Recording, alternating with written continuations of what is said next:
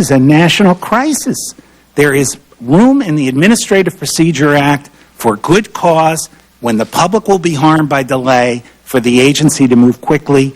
I've put this in my testimony. The FTC, quite frankly, should be kicked in the rear end and get them moving on this thing. Thank you. Thank you. Senator Dorgan. Mr. Greenberg, are we likely to expect the current head of the CFTC to be addressing these problems aggressively? Well, he certainly tried to give the appearance of it by his so-called May 29th release. I have my doubts. I think Senator Cantwell referred to this. Many of the commitments, he's dealing with an Atlanta-based exchange trading U.S. products, and he's gotten down on his hands and knees and said to the British and to this exchange, would you please give us the data we need? Do you think he's part of the problem rather than part of the solution? I most certainly do. I hate to say that because I like him as a person very much, but you must recall he was the staff director of the committee, food crisis, energy crisis, and housing crisis we're in today. I think he has a vested interest in saying they did the right thing when they deregulated all these markets. The cost of ineffective regulators, the cost of regulators who come to government not liking government and wanting not to regulate is dramatic. We've seen it in the Enron scandal. We've seen it, in my judgment now, with those in a regulatory capacity who are supposed to be the referees. After all, a free market system works only if you have referees to call the fouls.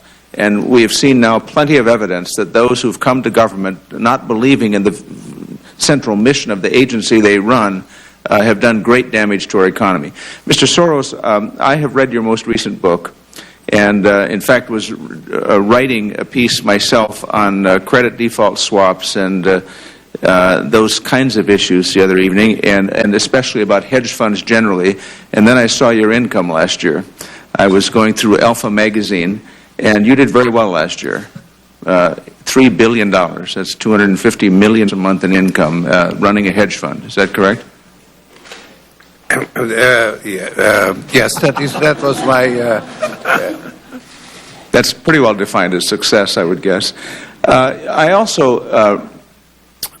is any of that coming from speculative trading in oil contracts? No. Okay. No, I'm not a participant in the... I did read recently, and I don't know whether it was an interpretation of what you said or what you said. I did read that you were reported to have said this bubble will burst. The current price of oil is not destined to remain. That this is a bubble and it will burst. Is that an accurate reflection of what you think will happen? That was probably a distortion of the testimony which I gave today, which is really that there is a bubble element, there's a froth, but also there are some fundamental factors behind it. Yeah, and I don't think there's disagreement about that. There is the general issue of energy supply demand. 300 million additional Chinese and citizens of India that are going to drive vehicles, and you're going to need to fuel them, and so I understand all that. But this issue today is about what is the speculation on top of that that's driven these prices up. And Mr. Greenberger, I want to ask you a question that you referred to this just briefly.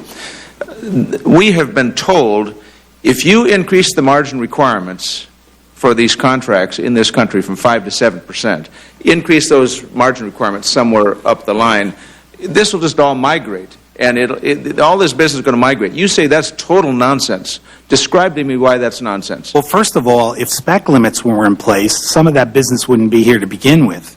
In other words, as Mr. Soros has said, I believe, and if I'm saying is, we have too many speculators. These markets are dysfunctional. For 78 years, we limited speculation. So it's got to migrate to bring the markets back into shape. But secondly, Senator, will tell you, every exchange, I have this detailed in testimony, any worldwide exchange worth its salt wants U.S. terminals. They want to be in the United States.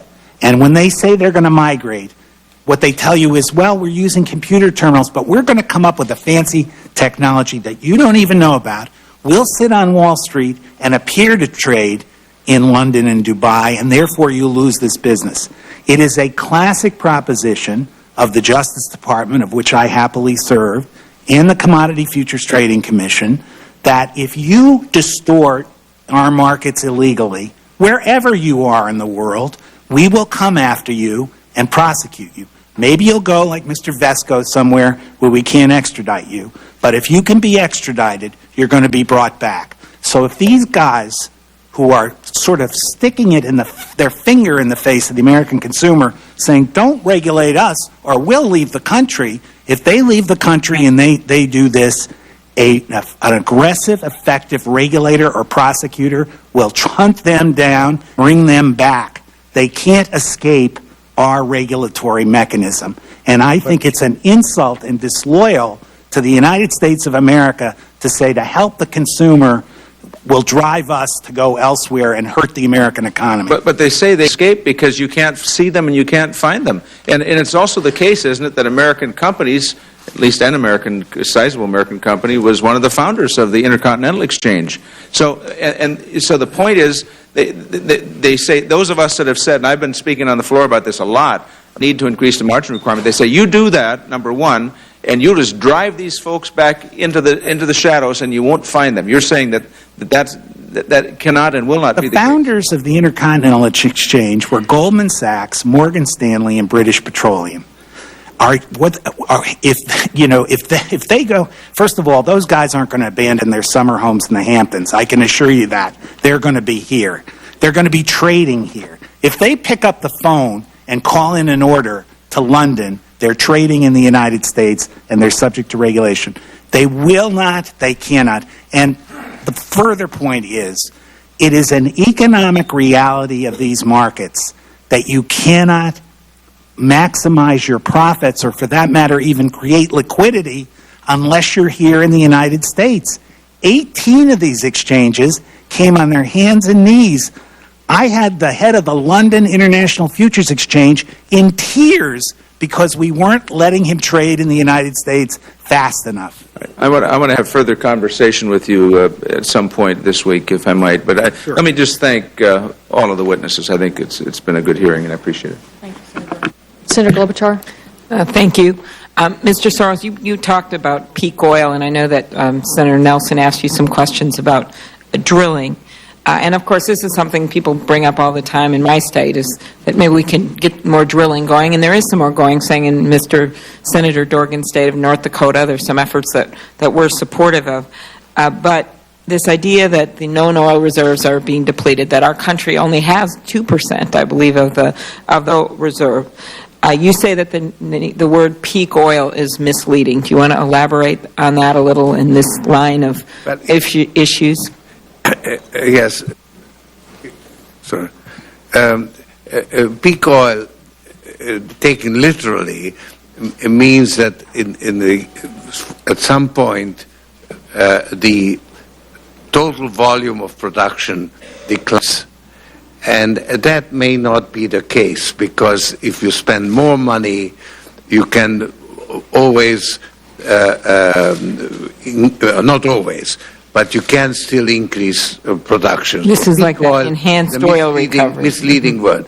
But the underlying fact is that most of the existing oil fields are now aging, and the rate of depletion increases as they get older. And because of the rise in demand and the rise in the price, we now use various techniques of recapturing more oil. And that has a tendency to sort of come to a certain sharp point where suddenly the oil field runs out. So, for instance, in Mexico, there's a very large oil field. The production has dropped by 25% in 1 year. So depletion is a very big problem. And at the same time, of course, you have to go deeper and deeper. For instance, in Brazil, there's a major new discovery. It's the most important new oil field that has been found in many years. But it's extremely difficult to reach, and it's going to be very expensive to exploit. So these are the basic facts.